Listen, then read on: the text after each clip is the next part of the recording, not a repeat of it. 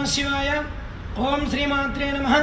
భర్తార్థులందరికీ కూడా మనవి, ఈ నెల 7వ తారీఖు సెప్టెంబర్ 7వ తారీఖు రేపు వచ్చే ఆదివారం రాత్రి 9:54 నుండి అర్ధరాత్రి 1:30 గంటల వరకు దాదాపుగా 3:30 గంటల పాటు రాహుగ్రహస్థ చంద్రగ్రహణం ఏర్పడుతోంది.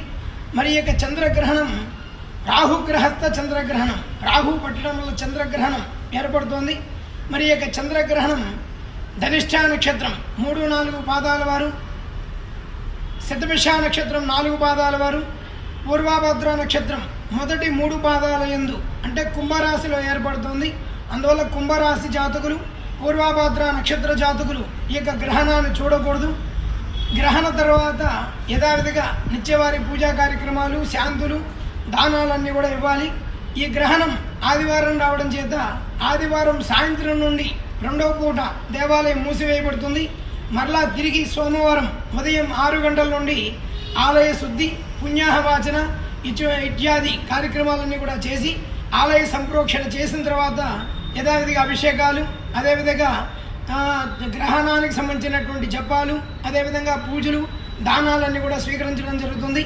ఈ యొక్క గ్రహణానికి సంబంధించినటువంటి జాతకులు కర్కాటక లగ్నం, కర్కాటక రాశి వారు, అదేవిధంగా ధనిష్ఠ నక్షత్రం, శతభిష నక్షత్రం, పూర్వభద్ర నక్షత్రం వారు, కుంభరాశి వారు, వృశ్చిక రాశి వారు, మీనరాశి వారు ఈ యొక్క గ్రహణ దోషం ఉంది కాబట్టి ఆయా రాశుల వారు గ్రహణానికి సంబంధించినటువంటి దానాలు ఇవ్వాలి.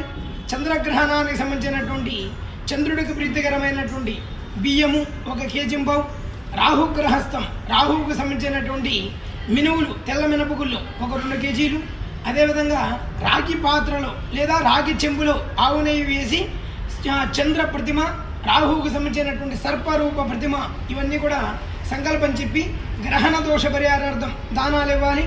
అదేవిధంగా గ్రహణ సమయంలో మీ ఇంటికి కట్టినటువంటి బూడిద గుమ్మడికాయలు దృష్టి కోసం కట్టినటువంటివి వాటి శక్తిని కోల్పోతాయి. అందువల్ల మరలా నరఘోష యంత్రాలు, బూడిద గుమ్మడికాయలు చక్కగా నీటిగా పసుపు రాసి కుంకుమొట్లు పెట్టి దేవాలయంకి తీసుకొస్తే మీ పేరు మీద పూజలు చేసి మరలా ఇవ్వడం జరుగుతుంది. మరలా చక్కగా మీ ఇంటికి, మీ వ్యాపారాలకి ఆ బూడిద గుమ్మడికాయలు కట్టుకోవచ్చు.